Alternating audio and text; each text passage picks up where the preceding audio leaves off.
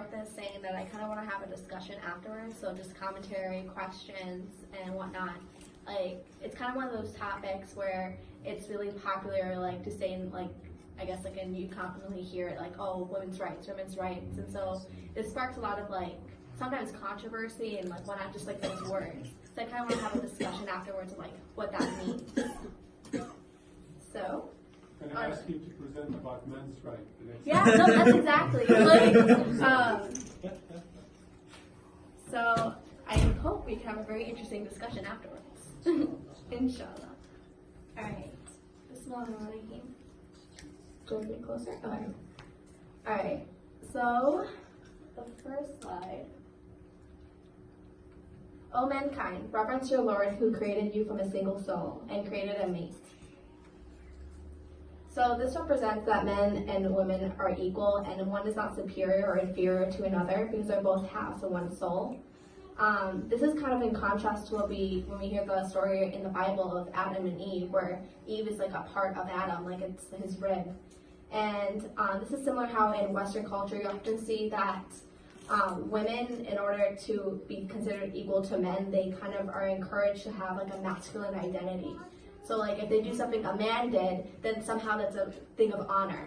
Well, it's like rejecting your own self, like your own like feminine, like what makes you female would be something honorable. So I think that's an interesting concept that we often see in the West, and other places, not just the West, but here in Islam, like the differences between women and men are celebrated. Where the difference is recognized and celebrated since it's like one of a half, just like a pair of shoes. You have a shoe that fits on your left foot, and then you have a shoe that fits on your right foot, right? No one says this left shoe so much better than that right shoe. So they both have a function where you wouldn't switch them because it's not meant to be that way. It's meant to be what they are, and they function as they have an equal in that function.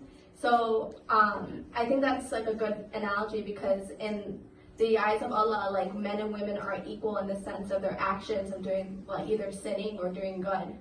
So I think that's just an interesting concept that like I would like to talk about later on. And a lot of the things that I chose to pick on. Sorry, this is what I'm supposed to be like showing you, but let me just get that. But a lot of things that I chose were things that either that someone has like told me about or whatnot or questioned me on. In Islam, women are given their bride clothes as a free gift, but they are pleased to remit any part of their or consume it with wholesome enjoyment. Basically, what this means is that when women have a right to a dowry, and they have the right to do whatever they wish with that dowry. They're not obligated to give it to anyone or whatnot. It's their own like right to like do whatever they please. The reason I added this in here is because on the next slide, we have God's enjoins you upon concerning your children onto a male share equal that of two female. But if there is only daughters, two or more, then onto them 2/3 of what he leaves, and if only one, then her half, and then onto his parents, each of the two, 1/6 of what he leaves. If he has a child, then if he has a child, but if there is no child and his parents are the only heirs, then the mother 1/3, and if he has brothers, onto his mother 1/6, and praying by request that he may bequest any of the debt. And so that was really hard for you to understand because there's a lot of fractions and numbers, so I made like a little pie chart. So in the beginning it says, God enjoins you on concerning your children onto a man a share that's equal to two females. So if you have a daughter and a son, then the sisters will have like will have one, and then the male will have like double of what the female would have. But if there are only daughters, two or more, then 2/3 are what like she will have. So then again, 2/3 right here. Oh, you don't see that. You don't see the slide. So right here. So 2/3.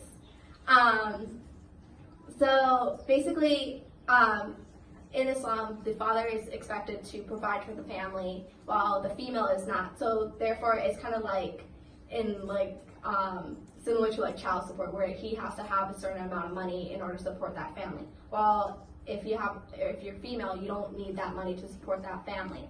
And so therefore, there's how it's like fair and equal, because one has a different responsibility, a different role, and while the other doesn't. So then when you have this division, even though someone might say, oh, but the female gets less money, isn't that inequality and whatnot?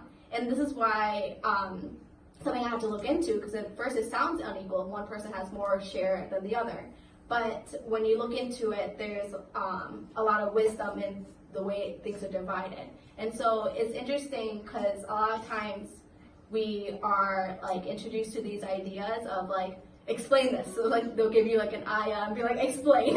And it'll be interesting because like a lot of times you have to like look it up. You're like, well, okay, like from the perspective that you're giving me, this doesn't make sense. But once you look into it, there's like a wisdom behind it where like that wisdom is makes sense of like what is fair and what is just. So I continued the pie charts, so explaining the ayah where if you have an only child, half of that goes to that only child. If you have a child and parents, 1/6 to the parents. If the parents are the only heirs, 1/3 to the mother, and so on. So I just thought that was easier to see. The last thing I wanted to go over, it is not on there. Okay. I have to stop clicking my laptop because I see it and I'm like, it changed. Okay, so this is what I was explaining before. So I just made pie charts to like, so it'll be easier to understand. I'll let you look at it for a little bit since I went a little bit quickly. But that just made more sense to me to see it like through a picture form. So, Islamic divorce. So, women have the right to divorce, men have the right to divorce. O Prophet, when you divorce your wives, divorce them for a waiting period, and reverence your Lord, expel them from not their houses, and nor shall they depart unless they commit a flagrant indecency. These are the limits set by God, and whoever transcends these limits set by God has surely wronged himself. Thou knowest not, perhaps God will bring something new to pass thereafter. So what does it mean? So separation, you hear a lot now, people getting divorced, like constantly is a rising trend. And it's also, you hear a lot of stories of very bad separations where they're very nasty to each other, they don't talk to one another and whatnot. And so Allah has given us like different rulings and limits of like what ethically is the right way to get a divorce, where you're still being respectful and having that that separation is done in that manner where it's ethically like right.